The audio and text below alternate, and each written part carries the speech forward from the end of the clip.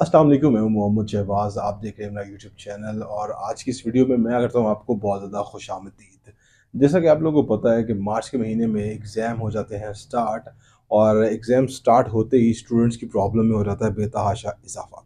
यहाँ पे जो सबसे बड़ी प्रॉब्लम स्टूडेंट्स को देखने में मिलती है वो ये है कि एक दिन की छुट्टी है और किस तरह से अपने एग्ज़ाम्स को लेके चला जाए।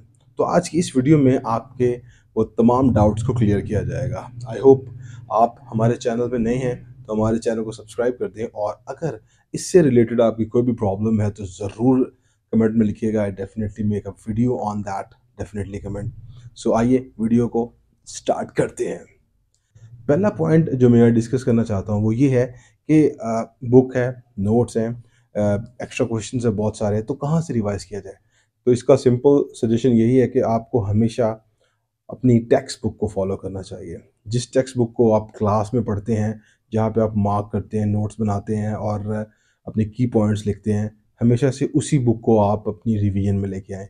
ना कि कोई नए नोट्स पकड़ लें, कुछ नई बुक ले आएँ, एमसीक्यूज़ बुक ले आएँ। No, never. Revision is only done for with the help of your textbook. Okay. Second question बड़ा इंपॉर्टेंट पूछा जाता है कि क्या हम लोग सारे चैप्टर रिवाइज करें या कुछ पर्टिकुलर चैप्टर रिवाइज कर लें। तो सिलेबस में पूरे चैप्टर्स हैं तो पूरे चैप्टर ही रिवाइज करने पड़ेंगे। ये गलत चीज़ है, ये गलत कॉन्सेप्ट है कि हम लोग 2 चैप्टर रिवाइज कर लेते हैं, 3 रहने देते हैं, या कुछ सॉर्ट ऑफ स्कीम्स आती हैं तो हम किस तरह से हम लोग अपने आप को इस एफर्ट से बचा सकते हैं। तो ये आपके लिए गलत होगा, आपने तमाम चैप्टर्स को रिवाइज करना है। तो यहाँ पे इंपॉर्टेंट चीज़ आती है कि चैप्टर को रिवाइज किस तरह किया जाए, या क्या सारा चैप्टर पढ़ा जाए, एक-एक चीज़ याद की जाए। No, never. बिकॉज़ जब भी आप कोई चैप्टर पढ़ते हैं तो उसमें सारी चीज़ें आपको मुश्किल नहीं लग रही होती।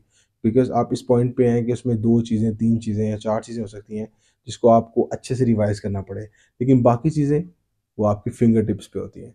तो हमेशा कोशिश करें कि वही चीज़ रिवाइज़ करें जो आपको नॉर्मल, जब आप कंटिन्यू कर रहे थे अपनी स्टडीज़ को, उसमें प्रॉब्लम आई थी, उसको आपने मार्क किया होगा।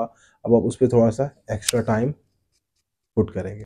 यहाँ पे एक इम्पॉर्टेंट क्वेश्चन मिलता है कि should I practise all the questions? No, no, never. हमारे पास सिर्फ एक दिन है और एक दिन में आप पूरी बुक नहीं लिख सकते हैं, ना ही तमाम क्वेश्चन सॉल्व कर सकते हैं। अगर मैथ का है तो डेफिनेटली नॉट, इंग्लिश है डेफिनेटली नॉट, फिजिक्स है डेफिनेटली नॉट। सो तो उसमें आपने उन तमाम क्वेश्चंस को प्रैक्टिस करना है जिसमें डाउट्स हैं।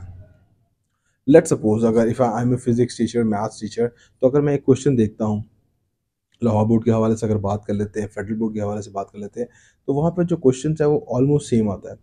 तो उस क्वेश्चंस का पूरा स्केच मेरे ज़हन में है। लेट्स सपोज इस पे ये वाली आइडेंटिटी लगेगी, ये वाला फार्मूला लगेगा, तो ये सॉल्व हो जाएगा। इट्स मीन्स कि मुझे ये सवाल आता है।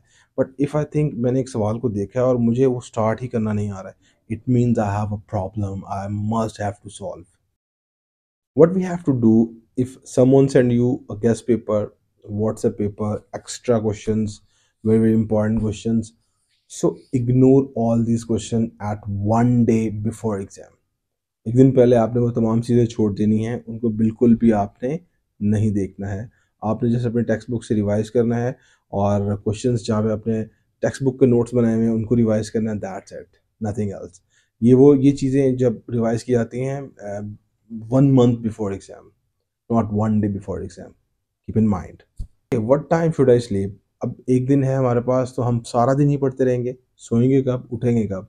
तो आपने 6 घंटे की स्लीप लाजमी लेनी है ताकि आप फ्रेश माइंड के साथ पेपर में अपीयर हों, और ऐसा ना हो कि पेपर में आपको नींद आ रही हो। सो प्लीज़, नींद बहुत ज़रूरी है। तो लास्ट एक सवाल बहुत पूछते हैं कि how I relax my self. देखें, जब भी एग्ज़ाम आते हैं, जब भी किसी एग्ज़ाम में हम अपीयर होते हैं तो हमें प्रॉब्लम्स होती हैं। अब हम उन प्रॉब्लम्स को फेस तो करना है। जैसे लेट्स सपोज अगर एक एक्टर है और वो पहले दिन शूटिंग पे जा रहा है तो उससे बहुत ज़्यादा कन्फ्यूजन होती है। लेट्स सपोज एक टीचर है, वो फर्स्ट डे किसी स्कूल में पढ़ाने जा रहा है, उसको बहुत ज़्यादा कन्फ्यूजन्स होती है, या वो बहुत ज़्यादा कन्फ्यूज़ हो रहा होता है चीज़ों में, या वो बहुत ज़्यादा एग्जैजरेट कर रहा होता है चीज़ों को।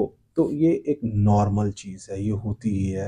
अगर आप इसको ओवरकम कर लेते दैट्स, और अगर आप इसको ओवरकम नहीं कर पाते, no issues, it's normal thing. So boys, ये boys and girls and all the students and out there, ये वो चीज़ें थी जिसको आपको फॉलो करना है, और अगर इसके अलावा भी कोई प्रॉब्लम है तो आप हमसे पूछ सकते हैं।